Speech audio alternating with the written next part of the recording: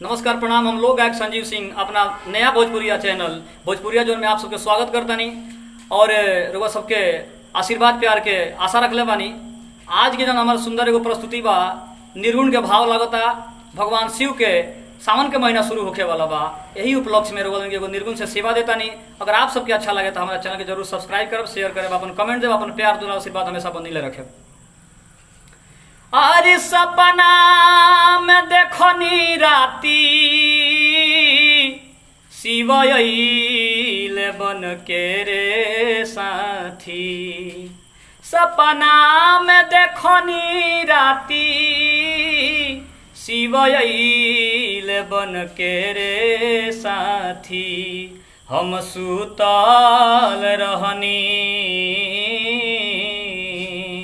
हम सुतल रहनी, एतने में अखिया हमार खुलल राम।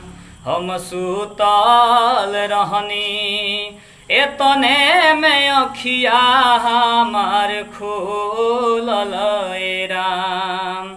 सपना में देखनी राती शिव अइले बन के साथी। हम सुतल रहनी, एतने में अखिया हमार खुलल राम। हम सुतल रहनी, एतने में अखिया हमार खुलल राम। देखिए गाना के ये भजन के अंतरा कैसे बा। सजना पराई गईले, हमके भुलाई गईले। सजना पराई रे गईले, सजना पराई गईले, हमके भुलाई गईले। सजना पराई गईले, हमके भुलाई गईले। सजना से नाता,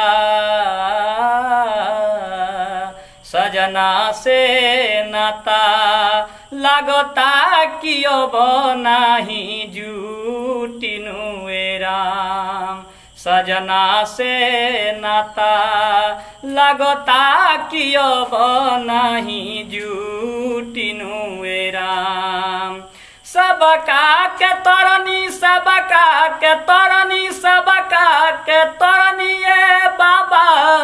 दुख से उबरनी ए बाबा, सबका के तरनी। सबका के तरनी बाबा, दुख से उबरनी बाबा। हमरो ई नैया, हमरो ई नैया, सुखवा के रहिया में धरिनु राम।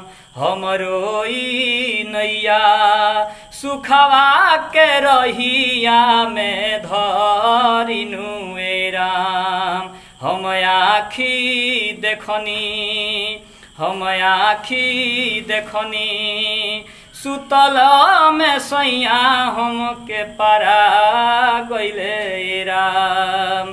सपना में देखनी राती शिव अइले बन के साथी। सपना में देखनी राती शिव अइले बन के साथी। हम सुतल रहनी, हम सुतल रहनी, एतने में अखिया हमार खुलल राम। एतने में अखिया हमार खुलल राम। हर हर महादेव। जय श्री सीताराम। जय हिंद, जय भारत।